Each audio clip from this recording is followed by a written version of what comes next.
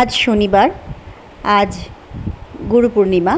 আজ সন্ধ্যের পর মানে 6টার পর লেগেছে পূর্ণিমা, 6টা প্রায় 6:30টার পর লেগেছে। যাই হোক বন্ধুরা, আমি কদিন আগে থেকেই ভেবেছিলাম যে আজকের দিনে একটু গোপালকে সিন্নি দেব।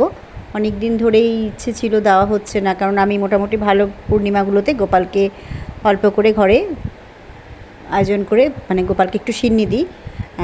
সমস্ত কিছু 250-250 এনে দিয়েছি। আর সত্যি কথা বলতে সবসময় খুব বড় আয়োজন করে উঠতে পারি না। আর ঘরে যাদের গোপাল আছে তারা, আমার মনে হয় সবাই এরকম কম বিশেষ একটু আধটু সিন্নি গোপালকে মাঝে সাঝে করে দেয়। আমি দিই, কে দেয় জানি না, আমি কিন্তু দিই। আমার ইচ্ছে হয় মাঝে মাঝে, সেই কারণেই দিই। আর বন্ধুরা দেখুন, গোপাল কিন্তু আজকে নতুন জামা পরেছে।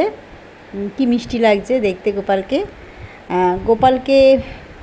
গোপালের চুলটা আমি গরমকালে একদম গোপালকে পরাই না, কারণ ভীষণ গরম। আমাদের যখন গরম লাগে তখন গোপালেরও তো গরম লাগে বলুন।